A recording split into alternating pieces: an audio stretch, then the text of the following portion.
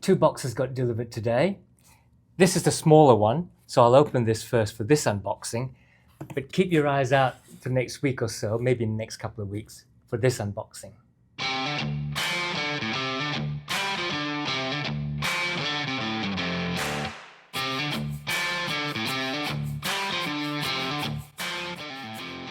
G'day, welcome back to Bootlosophy. If you're new here, my name is Tech. I'm doing an unboxing of this smaller box today, so it is a pair of boots. So you'll know that this is a smaller pair of boots, which you'll see in a minute. This was delivered to me from the UK. It's from Crown Northampton. And when I do the full review in a few weeks' time, I'll give you the whole history of the company. But for this video, I'm just going to open the box and start looking at the boots from the first impressions point of view. So come on in and let's have a look. Okay, so let's get the show on the road. It's a nice trim box. So from that you can guess that it's not a tall service boot coming out of the UK, Crown Northampton, which has a long history from its original company, but I'll tell you all about that when I do the full review. So opening up the postage box, you get this Crown Northampton shoe box. So I've moved over to a more stable position, which isn't clanking on the glass every time I do something. So it comes in a shoe box with the Crown Northampton logo, handmade in England since 1908. Crown Northampton, the company, isn't from 1908, but its parent company, Woodford and Sons, is. I'll tell you all about that in the full review. Very nice white box, as befits a high quality boot company in the UK. And opening it up, you get a Crown Northampton card with high tech. Thank you for working with us. We hope you love your boots. We've also enclosed a card holder from our effects collection. So thank you for working with us. This was given to me as a sample for review. Yes, I know, I do get samples because of my channel. And if you want one, you start your own channel, you know. Here's a card holder, spare laces. I'm assuming there are laces on the boots.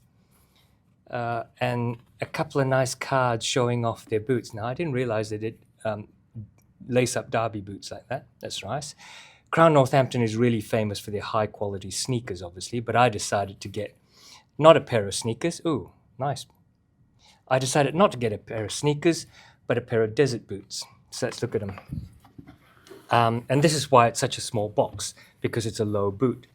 They come in Crown Northampton shoe bags. So opening them up, very soft, very squashed. And what I might do is open them both out from the shoe bags. So, get rid of the stuffing. My first impression is that the uppers, made up of Charles F. Stead suede, is very, very soft. I mean, look at that. That's going to be super comfortable. It's an unstructured toe. Really soft, thin. This is Charles F. Stead's Janus calf suede. Probably the best suede in the world. It is water resistant, if not waterproof. And the other pair of Janus calf suedes that I have are my Viberg service boots. And I have worn those through rain. They don't stain necessarily, but they do sort of clag up a little bit. And I tend to find that you have to brush them with a suede brush to bring back this sort of lovely, soft, velvety nap. So let's run through these boots. It's a chukka boot, so-called because of the height, the style, which is, I understand, designed in India during the colonial era in India, where polo players changed from their riding boots into these soft casual boots to go and have a gin and tonic in the bar. Two eyelets, And they were later made famous during the North African campaign in 1941-42, where a lot of the South African officers took their desert boots or felt-shone vellies, their felt-shone boots, to Africa, to North Africa, because they were a lot more comfortable to walk around in than their ammunition boots or British ammo boots, service boots. And the English regiments noticed this and started getting the Egyptian cobblers to make them their version of desert boots. And eventually Clark's in the late 1940s, early 1950s, took that design and started making Clark's desert boots. So these are called the Woodford desert boot in snuff Janus calf suede from Charles F. Stead. They are a stitched down boot. You can see that the leather is flared out and it's stitched down rather than tucked in and Goodyear welted or even Blake stitched. So it's a stitched down boot, creates a little bit more water resistance. The pattern is quite simple. There's a vamp piece which incorporates the tongue, and the quarter piece which comes round. It's a single piece, no seam, and it's covered with a heel counter on the inside cover, so that this stitch is on the outside and the heel counter cover and the heel counter's in there. It's stitched down onto a leather midsole. You can just about see that there, quite a thin one. That's the suede, and that's the leather insole, midsole. And then it's a crepe rubber sole is glued on. This is actual plantation rubber, fresh from the rubber tree, cut into shape. This looks to me like it's a one-piece unit sole, so it's not like there's a sole and then a heel. It's actually one piece molded by the looks of things. I may be wrong. No, there is a line, so I might be wrong. I think it's the heel is actually glued on. All right, inside the boot, what you see there is the actual midsole that peeks out here. And then there's a heel comfort liner just down there with a little bit of padding, I think, underneath, just a little pad with obviously the logo. It's two eyelets, as I've said, so it's a low tying boot. Be very comfortable with jeans or chinos, and it's a semi-casual boot. It's a semi-dressy, semi-casual boot. Very nice. Let's take a look at the other shoe.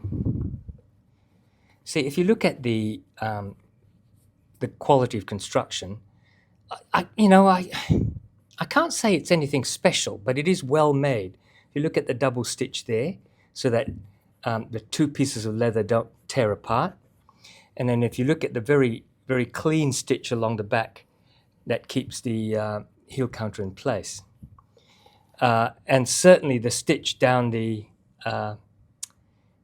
stitch down is very clean, very straight, very in line, and quite uniform. I'm looking at the stitches. They look quite uniform to me. It's a simple boot to make this, so there shouldn't be a lot to go wrong. So the quality will be in the materials and the experience of them making up this boot. There is an interesting subplot to Crown Northampton and how they emerged from E. Woodford and Sons during COVID, and I'll tell you that in the full review.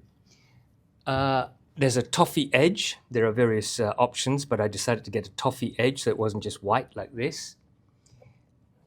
And right up front, the cost is Australian $549. But as I said, I was given this as a sample for review. So here we go. Let me get into them and see how they fit. All right, let's try them on. They're very, very soft is my first impression. Oh gosh, that slipped in really well. I'm a 7.5 UK and I asked for 7.5 UK. The fit is just nice. The end of my toe is not quite a thumb, maybe about that sort of width from the end. And it's not squishing my toes in, which is very important. But that feels lovely and soft around my foot. Let's put the other one on. The shaft is very, very soft. So shoving your foot in, you're sort of a bit worried about squashing the shaft. Only 2 eyelets are really easy to tie. And it's quite a low shaft. I like the design of it where it sort of comes up a little bit. Now, while I'm tying this, just to let you know that what I'll do in a couple of weeks' time is do a bit more research into the brand, the shoe, the boot, the chukka boot, its history and so on properly, and I'll let you know. So, first impressions. They are lovely in the uppers. That is the unlined Charles F. Stead suede is very soft. I can hardly feel I've got them on. They're like bedroom slippers. The feel underfoot is also soft and squidgy because of that crepe rubber. I feel personally I'm lacking a little arch support in there because it has a very flat bit of the sole where your feet slip into. I can feel like this bit here, I'm feeling is maybe not as supportive as I would like, just here. I'm not going to hike through forests with this. I'm not going to climb hills. I think this is clearly for wandering around the city, going to cafes and pubs casually, and certainly coming to work if I'm wearing chinos like these now. Very nice. I really, the first impression is the comfort of the uppers. Unfortunately, I think the second impression is I'm lacking a bit of arch support, which is very common in chukkas. It's how you wear them and what you're used to wearing. Because I'm used to service boots, you do feel that lack of arch support. The comfort factor's there. I think if you have better feet than mine, you're probably okay. Yeah, I like them. Very nice. Okay, let's wrap up. So there you go. Beautifully made, beautifully comfortable boots. I'll call them boots. I'm tempted to call them shoes because they're so low. I think what I'll be wearing them for are very casual events, quite frankly, because they are so floppy. They're just marvelously wrapped around your feet. True to size, these are 7.5, and I am UK 7.5. There's not a lot of volume, but it doesn't seem to be squashing my toes down at all, I think because it's unstructured. As I said, I think I'll be wearing them casual more than anything. They're almost like kick-on, kick-off slippers, but obviously they're chukka boots, which I think they're meant to be soft and collapsible and so on. I'll be wearing them with jeans, I think, and maybe chinos. More in summertime, I think, than in the winter that we're in now, although it's a pretty sunny day. I don't think I'll wear these out in the thunderstorm. I just think that they're not gusseted and so on. Lovely construction, lovely feel. The Janus calf suede is just it feels like a velvet piece of cloth. Have a look at it. Anyway, have a look at the website. $549 for a pair of chukka boots when you get by Clarks for maybe Australian $250, $300. But the quality of the suede is a bit different. It's not for everybody, right? So you're going to have to make your own mind up. I like these because I had a pair of Clarks desert boots when I was a kid. Everybody did, I think, in the 70s and 80s. And so this harks back to some memories. But I think if you were a service boot freak, as I am most of the time, this would probably not appeal to you. But have a look at them. If it does appeal to you, this is a wonderful, wonderful look for it. I'm not trying to tell you to buy it, okay? It's horses for courses.